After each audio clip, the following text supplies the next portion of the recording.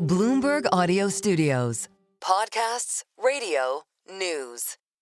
The Robinhood Foundation is enlisting the boldest names in finance for a stock picking contest. Participants are donating $10,000 and making 2 stock picks, a long and a short, per entry. Bloomberg LP, the parent of Bloomberg Television, is working with the Robinhood Foundation on the competition. And one of the players here, Carson, he's the founder and CEO of Muddy Waters. Carson is currently ranked at number 20 on the leaderboard. And Carson, this game, I'm getting a kick out of it because when it started, we were in a market that was net long, and now you're looking at a lot of people starting to win more deeply off their shorts. For example, Bill Ackman short the financials. That looked smart today. Stan Druckenmiller short consumer discretionary. What about you? When you think about the ability to go short in this market, how deeply do you dive in? Well, so for us, I mean, all of our shorts are basically the subject of activist short reporting at some point. So the name that we're short for the contest anyway, and we're not actually short it in real life anymore, but is Greifeld. And that was the subject of an activist short report by Gotham City Research. And that's a company based in Spain. And it's actually pretty interesting because at this moment, obviously, there's a lot of political turmoil, and you go to Vice President J.D. Vance's dressing down of NATO ministers a few weeks ago over free speech in the EU. It's funny because with Greifeld, the national regulator in Spain actually investigated the allegations by Gotham City Research and has largely corroborated them. Greifeld expects to pay, though, a fine of no more than €1 million.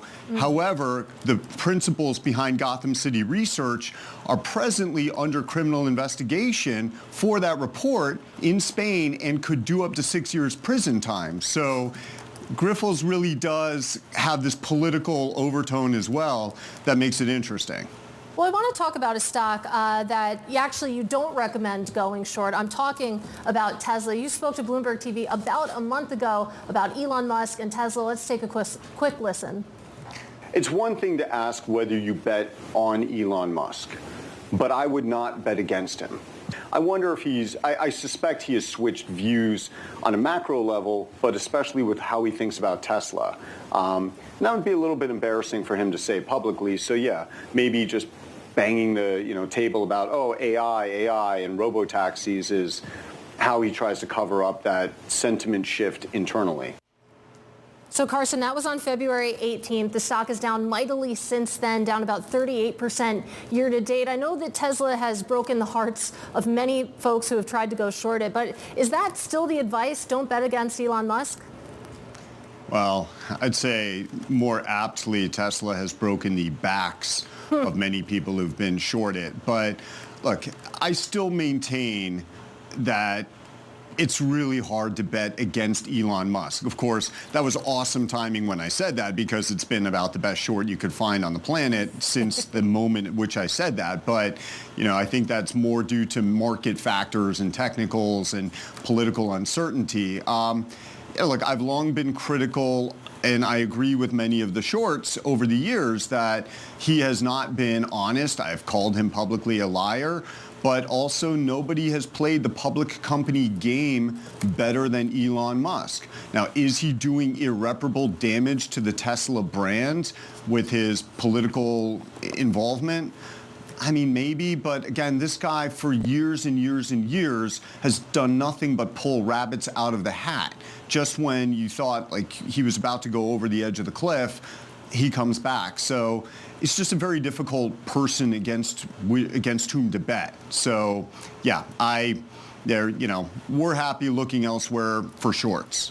What do you think about the broader Mag 7, Carson? Back in October, you said close your eyes and buy in terms of the big U.S. stocks. For a while, that was still a great bet, right?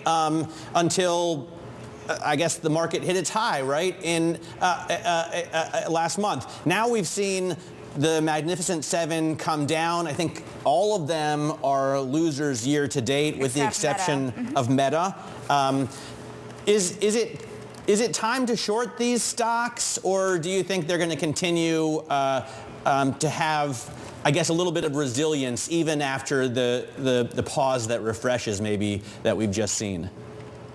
So the larger context of what I was saying there was I was talking about how in the U.S., the markets are so warped by passive investing and fundamentals matter less and less every day.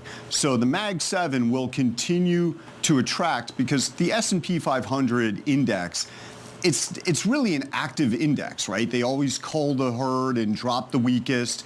And then the companies who are experiencing the most market cap appreciation get greater weighting. So it's also a momentum index. So momentum has sold off, but when you look at why has momentum been such a strong way to play the markets for, since really the GFC, it has to do with monetary policy, and what's been for the vast majority of time extreme stimulus, and it's also been significantly attributable to the shift from active investing to passive investing. So I don't see us going in reverse away from passive. So yeah, like 22, you had a reversal when conditions tightened and rates went up, and we're seeing political uncertainty weighing on the markets right now. But yeah, structurally, the top names in the S&P 500 are going to continue to attract flows. And most of those flows come from 401k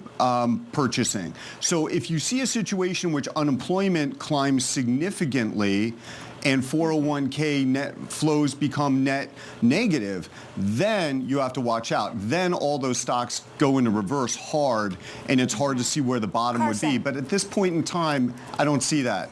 Carson, one thing that I've been watching very closely is the turn in sentiment around financial stocks. This was a hot trade at the end of last year. You made some big calls. The one against BXMT in regard to the dividend turned out to play out. Now I'm wondering how you're looking across the financials universe. Are you looking for new shorts in banks, in real estate? Where's the pain? Well, look, we're generally not thematic. So and we're only thematic when we look in the rearview mirror. So we were really early on a lot of shorting the ESG type names.